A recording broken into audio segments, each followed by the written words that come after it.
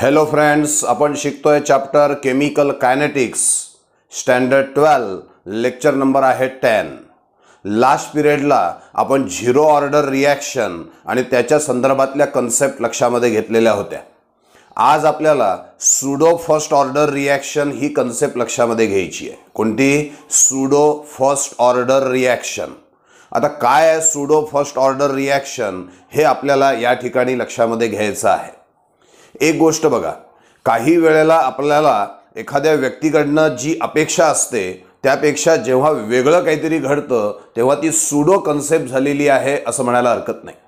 म्हणजे उदाहरणार्थ समजा एखादा प्लेयर आहे, त्या प्लेयरकडनं आपल्याला अपेक्षा आहे की त्यांनी 100 रन मारावे आणि प्रत्यक्षात तो 50 रन मारतो। म्हणजे याचा अर्थ वाटत होतं की तो सेंचुरियन प्लेयर आहे, पण त्यांनी फक्त हाफ सेंचुरीज त्या ठिकाणी मारलेली आहे। म्हणजे जी अपेक्षा आहे ते न होता त्याच्यापेक्षा वेगळंच जेव्हा घडत असतं तेव्हा त्याला सुडो कन्सेप्ट असं म्हटलं जातं। What it is called as pseudo concept. मग तसंच या ठिकाणी आपल्याला या रिॲक्शनच्या बाबतीमध्ये घडल्याचं दिसेल। तर what is pseudo first order reaction? तर एखाद्या रिॲक्शनला बघितल्यावर त्याचं मेकॅनिझम सुद्धा बघितल्यावर आपल्याला असं वाटतं की this reaction may be of a higher order. ही रिॲक्शन कदाचित हायर ऑर्डरची असेल, पण प्रत्यक्षामध्ये ती फर्स्ट ऑर्डर कायनेटिक्स फॉलो करते किंवा त्या रिॲक्शनला फर्स्ट ऑर्डर कायनेटिक्स फॉलो करावं लागतं। अशा पद्धतीची जी रिॲक्शन आहे की जी वाटत होती की ऑफ हायर ऑर्डर असेल, कदाचित ती सेकंड ऑर्डर असेल, कदाचित थर्ड ऑर्डर असेल, पण प्रत्यक्षामध्ये ती कोणत्या ऑर्डरचं कायनेटिक्स फॉलो करते आहे? तर फर्स्ट ऑर्डरचं कायनेटिक्स फॉलो करते आहे।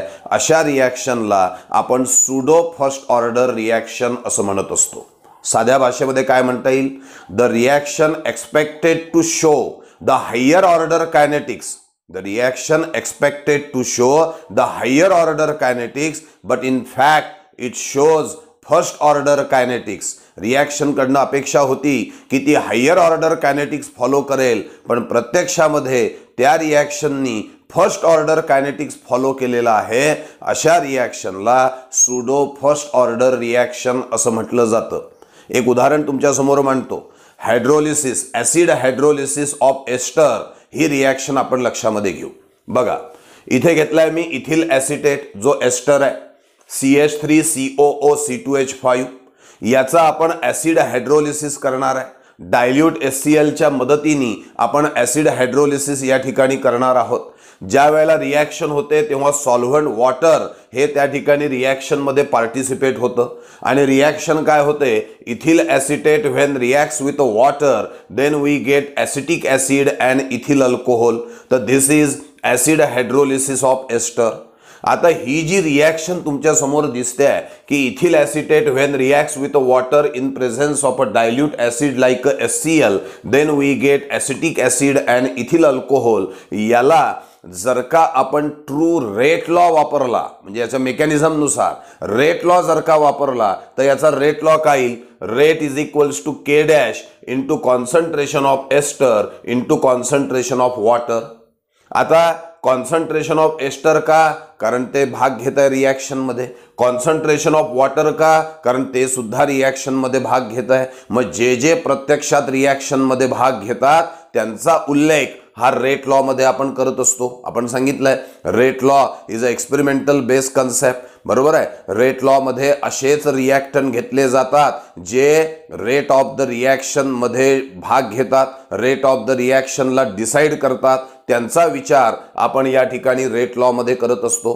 मग रिॲक्शन मध्ये भाग घेणारे दोघंही होते, मग दोघांचंही कॉन्सन्ट्रेशन आपण इथे घेतलेलं आहे।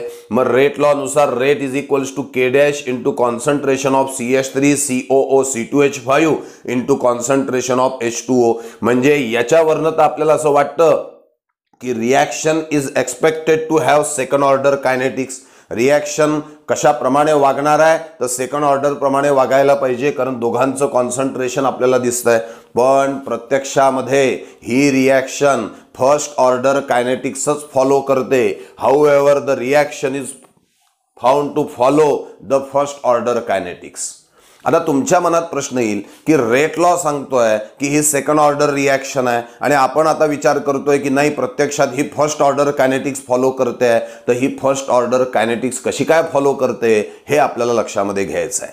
काय होतं यामध्ये की भलेही आपण इथे रेट लॉ मध्ये वॉटरचा उल्लेख केलेला आहे, पण हे जे सॉल्व्हंट वॉटर जे आहे it is in large access, हे खूप मोठ्या प्रमाणावरती त्या ठिकाणी आहे आणि खूप मोठ्या प्रमाणावरती असल्यामुळे भलेही ते रिॲक्शनमध्ये भाग घेतं, भलेही त्याचं कॉन्सन्ट्रेशन बदलतं, पण जेवढं ते आहे लार्ज एक्सेस त्याच्या तुलनेमध्ये जे वापरल्या गेलेलं वॉटर आहे ते अतिशय कमी आहे. म्हणजे आपण असं म्हणू की ड्रमभर पाण्यामधून ग्लासभर पाणी बाजूला काढलं तर समजणार पण नाही की ग्लासभर पाणी बाजूला काढलंय आपण, कारण मुळात आपल्याकडे पाणी ड्रमभर आहे आणि त्यातनं फक्त ग्लासभर पाणीच बाजूला काढलं तर त्या ठिकाणी वापरलेलं पाणी हे निग्लिजिबल आहे, नगण्य आहे, दुर्लक्षित करण्याजोगं आहे. तेच नेमकं या ठिकाणी होतं. हे जे सॉल्व्हंट वॉटर आहे हे इतकं लार्ज एक्सेसमध्ये असतं आणि रिॲक्शनमध्ये भाग घेणाऱ्या वॉटरचं कॉन्सन्ट्रेशन अतिशय कमी असतं आणि म्हणून आपण काय म्हटलंय, however the reaction found to follow first order kinetics because solvent water is in large excess. जे सॉल्व्हंट वॉटर आहे ते लार्ज एक्सेसमध्ये आहे and that's why its concentration almost remains constant. जसं म्हटलं ड्रमभर पाण्यामधून ग्लासभर पाणी बाजूला टाकलं समजणार पण नाही, असं वाटणार पण नाही की पाणी काही बदललेलं आहे. तसंच या ठिकाणी होतं, जे सॉल्व्हंट वॉटर लार्ज एक्सेसमध्ये आहे त्यातलं थोडंसं पाणी वापरलं जातं तरी आपण असं म्हणू की almost concentration of water remains constant. म्हणजेच काय, तर वॉटरचं कॉन्सन्ट्रेशन हे एक्सेसमध्ये आहे आणि ते जवळपास कॉन्स्टंटच राहतं आणि त्याला आपण सिम्बॉल देऊ K2. मग आता काय होईल, rate of reaction is equals to, हे आपलं इक्वेशन नंबर 1 आहे. हे जे इक्वेशन नंबर 1 आहे ते पुन्हा मी लिहिलं, rate of reaction is equal to K dash into concentration of ester into concentration of water. पण वॉटरचं कॉन्सन्ट्रेशन तर कॉन्स्टंट आहे, त्याला K2 डॅश म्हटलं आपण, ते लिहिलं. मग हे K2 डॅश इथे आणलं, K dash into K2 dash gives rise to a new constant K. म्हणजेच हे जे इक्वेशन 1 मधलं एक्सप्रेशन आहे ते काय बनलं आता, rate of reaction is equal to K into concentration of CH3COO2H5. Thus the rate of reaction depends upon concentration of ester only. आता आपल्याला लक्षात येत आहे की rate of reaction depends upon concentration of ester only. एकाच रिॲक्टंटच्या कॉन्सन्ट्रेशनवरती rate of reaction हा अवलंबून असल्याचं आता आपल्याला दिसतंय. मग यावरनं आपण म्हणू की दस the reaction has first order rate law. Reaction कोणाला फॉलो करताय, तर फर्स्ट ऑर्डर रेट लॉला फॉलो करत आहे. इक्वेशन 1 नुसार असं वाटत होतं की ते सेकंड ऑर्डर फॉलो करेल, पण प्रत्यक्षामध्ये त्यांनी कोणाला फॉलो केलाय, फर्स्ट ऑर्डरला फॉलो केलाय. जेव्हा जेव्हा असं वाटतं की अरे ही रिॲक्शन हायर ऑर्डरला फॉलो करेल पण प्रत्यक्षामध्ये ती फर्स्ट ऑर्डरला फॉलो करते, तेव्हा त्या रिॲक्शनला सुडो फर्स्ट ऑर्डर रिॲक्शन असं म्हटलं जातं. ज्या वेळेला असं वाटतं आम्हाला की तुम्ही सगळे विद्यार्थी अगदी नियमितपणे व्हिडिओ लेक्चर्स पाहता आहात, पण प्रत्यक्षामध्ये त्या ठिकाणी 20%च मुलं हे रेग्युलर व्हिडिओ लेक्चर्स पाहता, म्हणजे ही सुद्धा सुडो कन्सेप्ट आहे. अपेक्षा वेगळी आहे, प्रत्यक्षात घडतं वेगळंच आहे. अशा वेळी सुडो हा शब्दप्रयोग वापरला जातो. इथे सुद्धा शब्दप्रयोग असा आहे की वाटत होतं की रिॲक्शन हायर ऑर्डर कायनेटिक्स करेल, या बाबतीमध्ये सेकंड ऑर्डर कायनेटिक्स ती फॉलो करेल, पण प्रत्यक्षामध्ये त्या रिॲक्शननी फर्स्ट ऑर्डर कायनेटिक्स फॉलो केलाय. म्हणजेच या रिॲक्शनला आपण सुडो फर्स्ट ऑर्डर रिॲक्शन असं म्हणू. आता आपण सुडो फर्स्ट ऑर्डरची डेफिनेशन बघू. मुद्दामून पहिले तुम्हाला एक्झाम्पल एक्सप्लेन केलं, आता डेफिनेशन तुम्हाला सहजपणे लक्षात येईल. काय डेफिनेशन दिली आहे बघा, the chemical reaction that have higher order true rate law. ही अशी रिॲक्शन आहे की ज्याला खरं तर higher order true rate law आहे, but are found to behave as a reaction of first order. पण प्रत्यक्षामध्ये ती वागते कोणासारखी, तर फर्स्ट ऑर्डर सारखी वागते. काय बोलतोय बघा, अशी केमिकल रिॲक्शन की ज्याच्या बाबतीमध्ये आपल्याला असं वाटतं की ती higher order true rate law दाखवेल, higher order true rate law ती दाखवेल, पण प्रत्यक्षामध्ये it behaved as a reaction of first order. Such a reaction is called as pseudo first order reaction और सुडो युनिमॉलिक्युलर रिॲक्शन. जी reaction वाटते की ती हायर ऑर्डर कायनेटिक्स दाखवेल पण प्रत्यक्षामध्ये ती फर्स्ट ऑर्डर कायनेटिक्स दाखवते, अशा केमिकल रिॲक्शनला आपण सुडो फर्स्ट ऑर्डर रिॲक्शन असं म्हणत असतो. आणि त्याचं एक्झाम्पल घेतलंय आपण, acid hydrolysis of ester is a pseudo first order reaction. Acid hydrolysis of ester is a pseudo first order reaction because आपल्याला असं वाटतं की this reaction will follow second order kinetics but in fact it follow first order kinetics. That's why it is the example of pseudo first order reaction. अजून एक example आपल्याला बघायचं आहे. Now the second example of pseudo first order reaction is the acid hydrolysis of sucrose. Acid hydrolysis of sucrose हे दुसरं example आहे sudo first order रिॲक्शनचं. याच एक्झाम्पलला inversion of sucrose असं देखील म्हटलं जातं. What it is called as inversion of sucrose. आता याला इन्व्हर्शन ऑफ सुक्रोज का म्हणतात हे आपल्याला बायोमॉलिक्युल्स म्हणून चॅप्टर आहे, त्याच्यामध्ये डिटेलमध्ये लक्षामध्ये येईल, त्यामुळे तो सध्या मुद्दा काही मी घेत नाही. तर या ठिकाणी acid hydrolysis of sucrose, that is inversion of sucrose, is also a pseudo first order reaction. का बरं? ही रिॲक्शन आहे sucrose plus water in presence of dilute acid like a HCl, we get mixture of glucose and fructose. आता ज्या वेळेला याला आपण true rate law लावतो तेव्हा rate is equals to K dash into concentration of sucrose into concentration of water. म्हणजे true rate लॉला बघितल्यावर लक्षात येतं की rate of the reaction depends upon concentration of two reactant. म्हणजे जणू काही ही reaction second order kinetics follow करेल असं वाटायला लागतं. पण यातला हा जो वॉटर आहे हा वॉटर लार्ज एक्सेसमध्ये आहे आणि लार्ज एक्सेसमधल्या वॉटरमधलं थोडंसं वॉटर जरी वापरलं तरी वॉटरचं कॉन्सन्ट्रेशन ऑलमोस्ट कॉन्स्टंट राहतं. As the water is in large excess, that's why although the small amount of water is used, still the concentration of water remains in large excess. It is considered as a constant. Water जे आहे हे large access मध्ये असल्यामुळे त्याचं concentration हे almost आपण constant घेतो आणि त्याला आपण नाव दिलं K2 डॅश. मग हे जे इक्वेशन नंबर 1 आहे ते इक्वेशन नंबर 1 आपण इथे परत लिहिलं, ज्यामध्ये वॉटरचं कॉन्सन्ट्रेशन कॉन्स्टंट आहे ते K2 डॅश घेतलं. या K2 डॅशला इकडे आणलं, K dash into K2 dash gives rise to a new constant K. म्हणजेच आलं rate of reaction is equal to K into concentration of sucrose. आता आपल्याला वाटायला लागतं की rate of reaction depends upon concentration of only sucrose. Rate of reaction depends upon concentration of only one reactant. मग only one रिॲक्टंटच्या कॉन्सन्ट्रेशनवरती जर का रेट ऑफ रिॲक्शन डिपेंड आहे याचा अर्थ ती रिॲक्शन कोणतं कायनेटिक्स फॉलो करते आहे?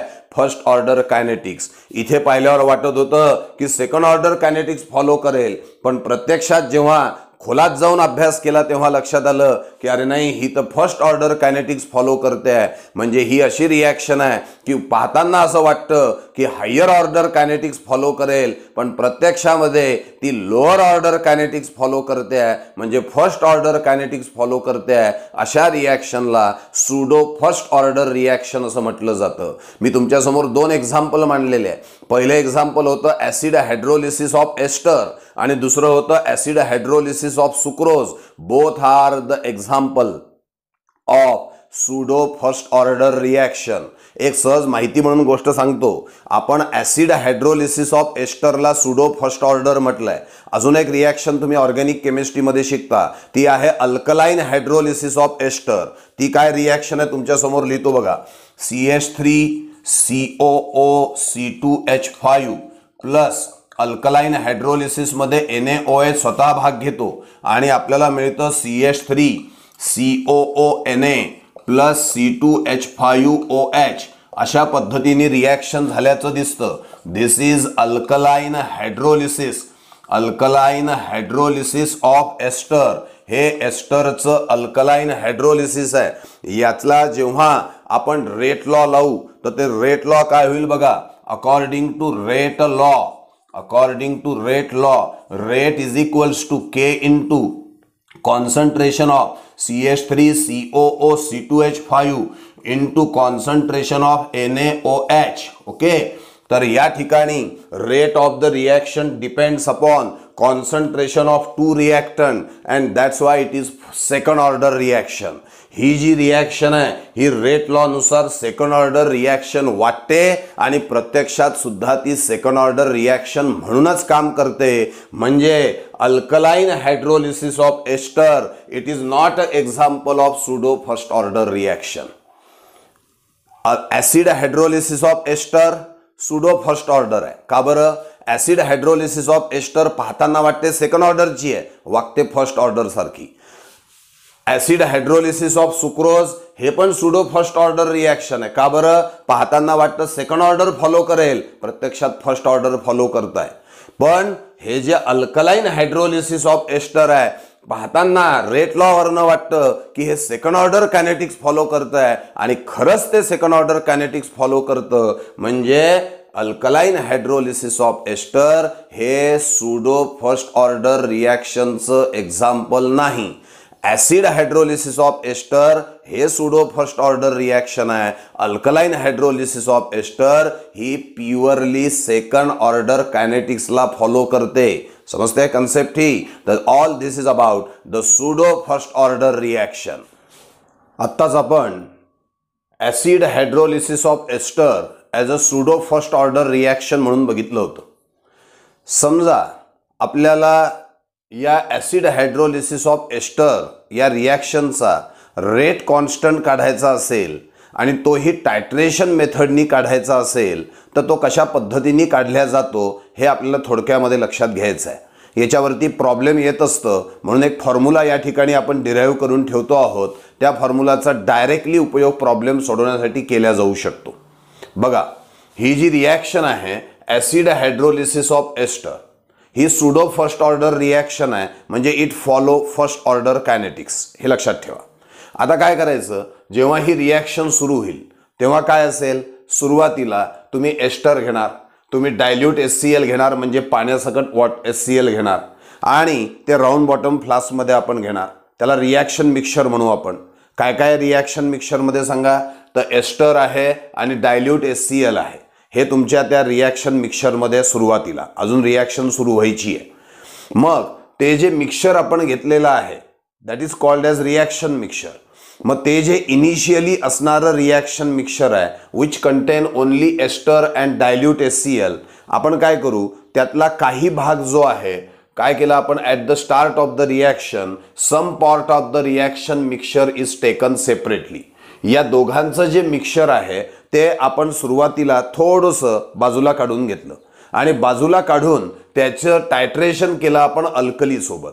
म्हणजे त्याची रिॲक्शन केली आपण अल्कली सोबत. कोणासोबत रिॲक्शन केली? अल्कली सोबत. पुन्हा एका, आपण रिॲक्शनला जस्ट सुरुवात करणार आहे तेव्हा रिॲक्शन मिक्सचरमध्ये सुरुवातीला कोण कोण आहे, एस्टर आहे आणि डायल्यूट HCl आहे.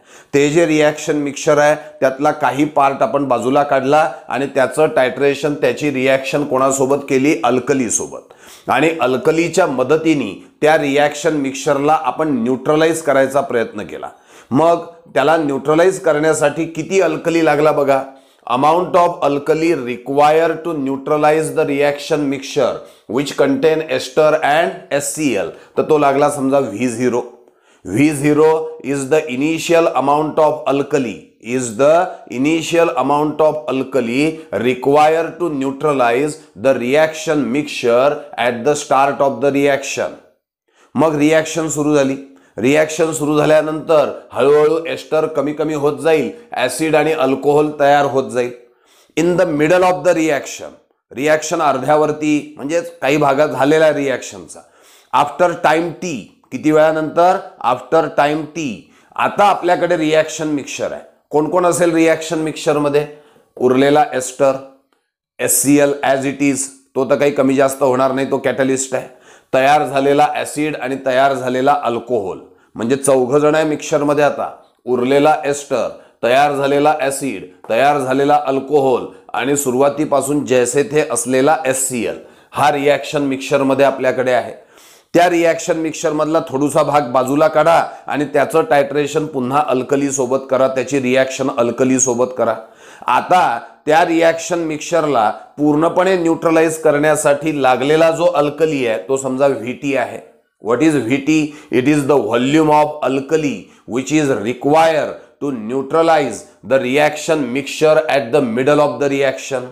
VT is the volume of the alkali require कशा करता? To neutralise the reaction mixture. कोणतं? At the middle of the reaction. Middle of the reaction मध्ये रिॲक्शन मिक्सचर मध्ये कोण कोण आहे? उरलेला एस्टर, HCl, ॲसिटिक ॲसिड आणि इथिल अल्कोहोल यांचं जे रिॲक्शन मिक्सचर आहे त्याला न्यूट्रलाइज करण्यासाठी जो अल्कली लागला तो VT आहे. बरोबर आहे. सुरुवातीच्या रिॲक्शन मिक्सचरला न्यूट्रलाइज करण्यासाठी अल्कली किती लागला होता? V0. आता न्यूट्रलाइज करण्यासाठी किती लागलेला आहे? VT. चला ही रिॲक्शन पूर्ण होऊन जाऊ द्या.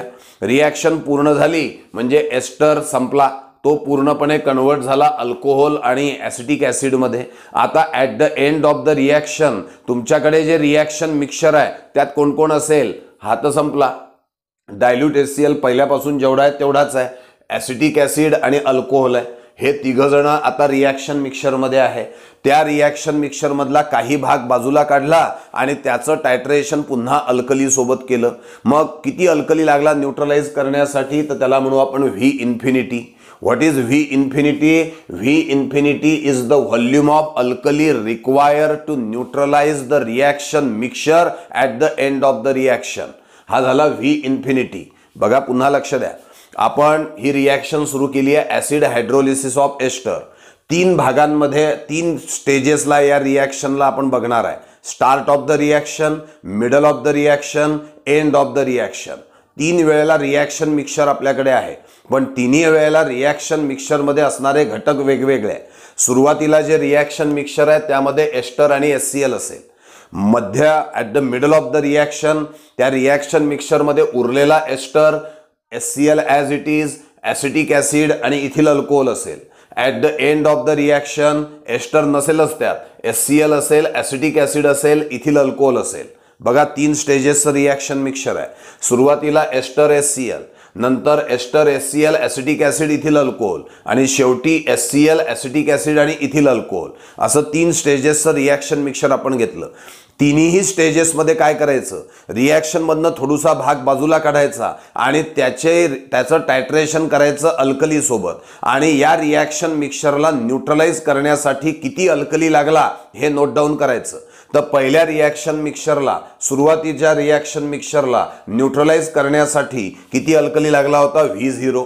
मग याला वाक्यात काय बोलतोय? Volume of alkali which is require to neutralise the reaction mixture at the start of the reaction. पुढे मिडल ऑफ द रिॲक्शनला सुद्धा रिॲक्शन मिक्सचरला न्यूट्रलाइज करण्यासाठी किती अल्कली लागतो? VT. याला वाक्यात काय म्हणतोय? Volume of alkali which is require to neutralise the reaction mixture at the middle of the reaction. Reaction होऊन गेली. आता जे रिॲक्शन मिक्सचर आहे त्या रिॲक्शन मिक्सचरचं टायट्रेशन अल्कली सोबत केलं आणि तो लागला अल्कली न्यूट्रलाइज करण्यासाठी V इन्फिनिटी. काय बोलणार V इन्फिनिटी विषयी? It is the volume of alkali which is require to neutralise the reaction mixture at the end of the reaction. तिन्ही टर्मिनॉलॉजीज बघा. Volume of alkali which is require to neutralise at the start of the reaction. Volume of alkali which is require to neutralise the reaction mixture at time T. V infinity is the volume of alkali which is required to neutralize the reaction mixture at the end of the reaction. या तिन्ही values आपल्याकडे आलेल्या आहे. कोणकोणत्या? V0, VT आणि V infinity. During the टायट्रेशन या values आपल्याकडे आलेल्या आहेत. आता आपला ही तर तुम्हाला सांगितलं मी की सुडो फर्स्ट ऑर्डर रिॲक्शन आहे म्हणजे फर्स्ट ऑर्डर कायनेटिक्स फॉलो करतं. मग फर्स्ट ऑर्डर रिॲक्शनसाठी इंटिग्रेटेड रेट लॉ एक्सप्रेशन काय आहे? K is equal to 2.303 upon T log to the base 10 A0 upon AT. आता A0च्या ऐवजी तुम्ही काय ठेवू शकता? V इन्फिनिटी मायनस V0 आणि ATच्या ऐवजी काय ठेवू शकता? V infinity minus VT. म्हणजे हा एक नवीन फॉर्म्युला तुमच्याकडे तयार झालेला आहे आणि याच्यावरून तुम्ही रेट कॉन्स्टंट काढू शकता. कसं? ड्युरिंग द टायट्रेशन तुम्ही V0 मोजता आहात, तुमच्याजवळ त्याची व्हॅल्यू आहे. ड्युरिंग द टायट्रेशन तुम्ही VT मोजता आहात. बघा V0 मोजला, VT मोजला. ड्युरिंग द टायट्रेशन तुम्ही व्ही इन्फिनिटी सुद्धा मोजता आहात, म्हणजे हे चारही व्हॅल्यूज तुमच्याकडे आल्या म्हणजे log to the base 10 of हे पूर्ण तुम्ही काढू शकता. बरं, आफ्टर टाइम टी म्हणजे टी सुद्धा तुमच्याकडे आहे, म्हणजे सगळेच व्हेरिएबल तुम्हाला माहिती आहे, म्हणजे तुम्ही कोणाला कॅल्क्युलेट करू शकता, तर रेट कॉन्स्टंटला कॅल्क्युलेट करू शकता. काय फॉर्म्युला आहे? K is equal to 2.303 upon T log to the base 10 V infinity minus V0 upon V infinity minus VT. यातल्या ज्या टर्म आहे त्यांचा अर्थ समजा. K is the rate constant, V infinity volume of alkali which is required to neutralize the reaction mixture at the end of the reaction.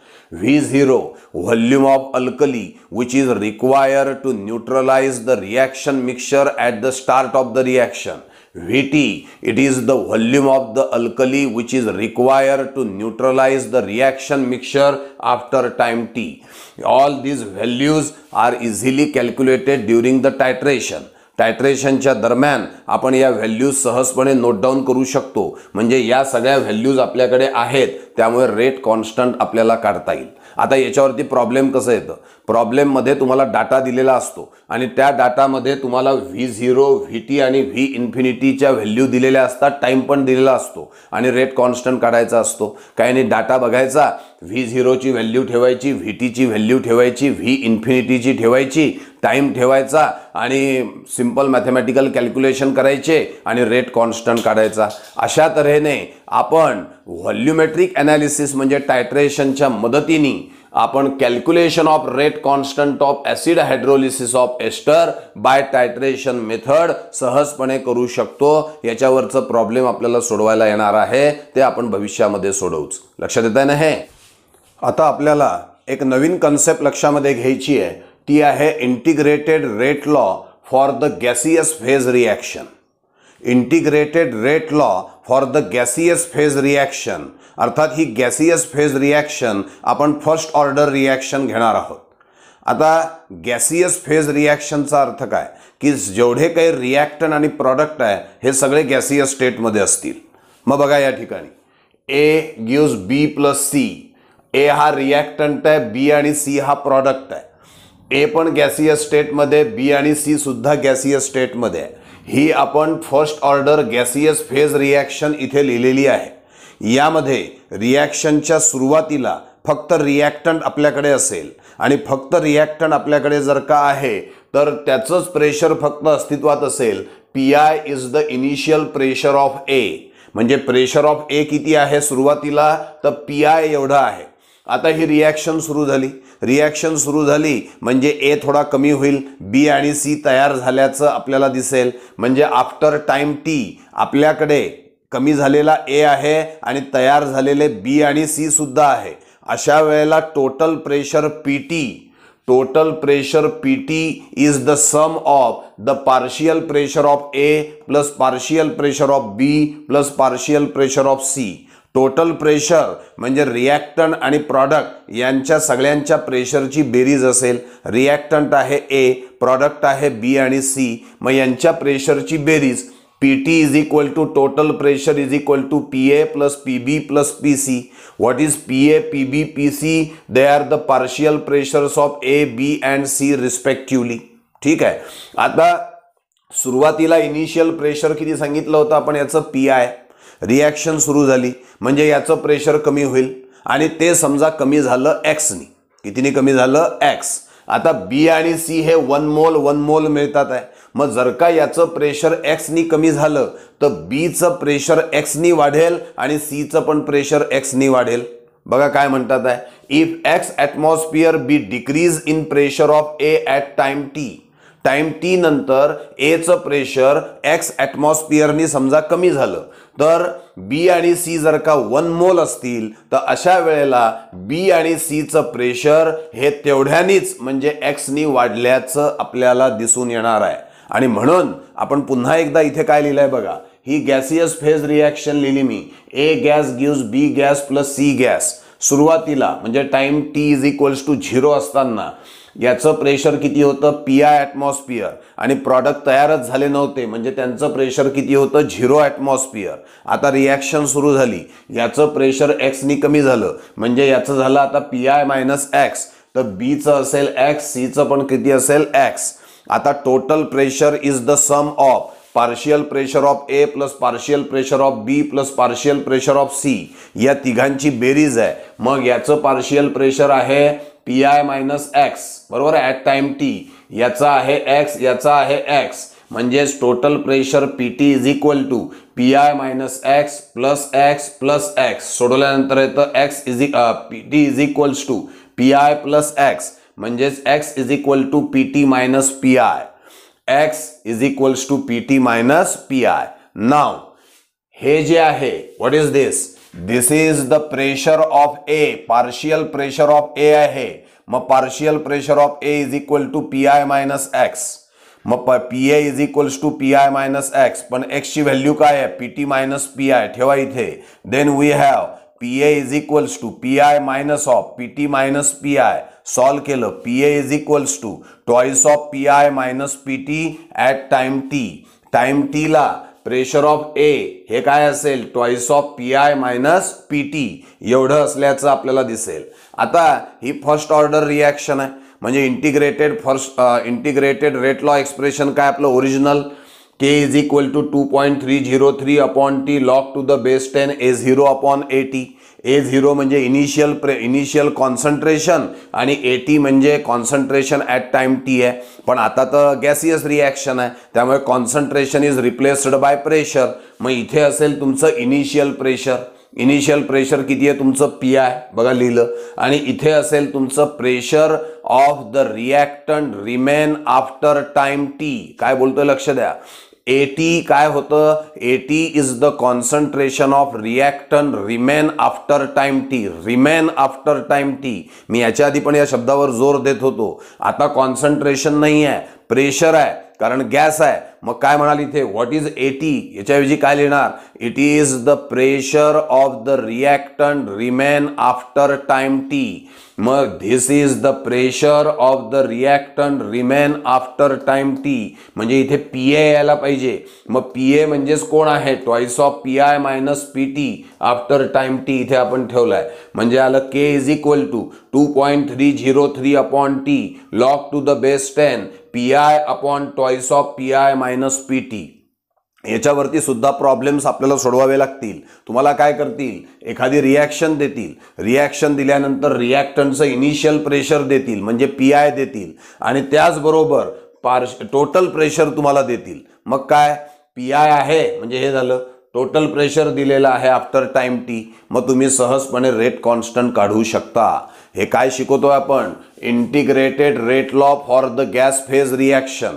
एकदा rapid revise करतो. काय केलं होतं? गॅसियस फेज रिॲक्शन दिली, सांगितलं पी आय याचं initial pressure आहे after time T. ए पण उपस्थित आहे, बी पण आहे, सी पण आहे. मग total pressure is the sum of partial pressure of A plus partial pressure of B plus partial pressure of C, म्हणजे P T is equal to P A plus P B plus P C. समजा after time T याचं pressure एक्सनी कमी झालं तर याचं pressure एक्सनी वाढेल, याचं सुद्धा एक्सनी वाढल्याचं तुम्हाला दिसेल.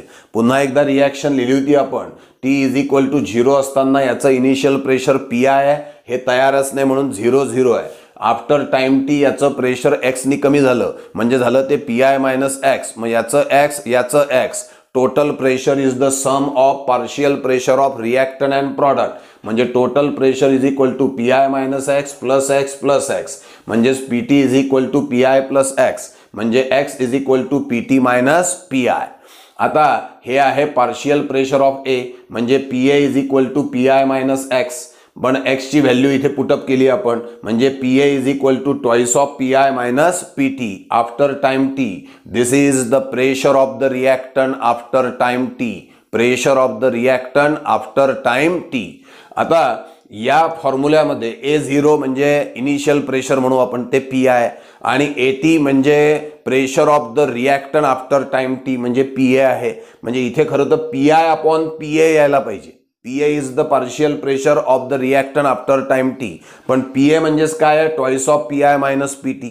त्याची व्हॅल्यू इथे आपण पुटअप केली, म्हणजे शेवटी फॉर्म्युला काय आला? के is equal to 2.303 upon T log to the base 10 P I upon twice of P I minus P T. What is P I? Initial pressure of A, that is reactant. What is P T? Total pressure total pressure after time T याच्या मदतीने problems तुम्ही सहजपणे सोडवू शकणार आहात. लक्षात येत आहे ना हे. Now about the applications of integrated first order rate equation. हे जे आपण इंटिग्रेटेड रेट लॉ एक्सप्रेशन घेतलेलं आहे k is equal to 2.303 upon T log to the base 10 a0 upon at याचे आपल्याला अप्लिकेशन्स लक्षामध्ये घ्यायचे. This integrated rate law expression help us to know काय काय माहिती होण्यासाठी आपल्याला हे इंटिग्रेटेड रेट लॉ एक्सप्रेशन मदत करतं बघा. तर it help us to know the concentration of reactant remain after time T. समजा असं गृहीत धरा याच्यामध्ये व्हेरिएबल किती आहे, 1 2 3 आणि 4 आहेत. म्हणजे एक आहे के, दुसरा आहे a0, तिसरा आहे टी आणि चौथा आहे at. ठीक आहे. कोणतेही 3 गोष्टी माहिती असेल तर चौथी गोष्ट काढता येते.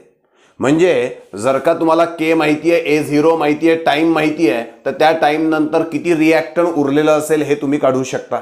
तेच वाक्य मी दिलंय की this equation help us to know the concentration of reactant remain after time T. जर का तुम्हाला रेट कॉन्स्टंट, इनिशियल कॉन्सन्ट्रेशन आणि तो टाइम माहीत असेल तर.